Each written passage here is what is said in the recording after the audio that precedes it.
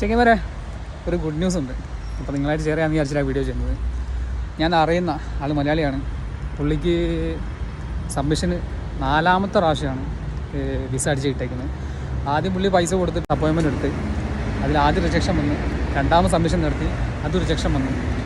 പിന്നെ അതേ വർക്ക് പെർമിറ്റിൽ തന്നെ പുള്ളിയിൽ ലക്കി ഡ്രോ രജിസ്ട്രേഷൻ ചെയ്തു.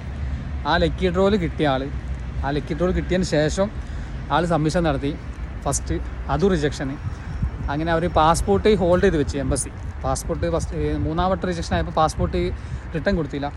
അങ്ങനെ പുള്ളി ഡയറക്റ്റ് ബോംബെയിൽ പോയി അവരായിട്ട് സംസാരിച്ച് കാര്യങ്ങളൊക്കെ പറഞ്ഞപ്പോൾ 4ാമത്തെ പ്രാവശ്യം പുള്ളിക്കാരന് വിസ അടിച്ച് കൊടുത്തിട്ടുണ്ട്.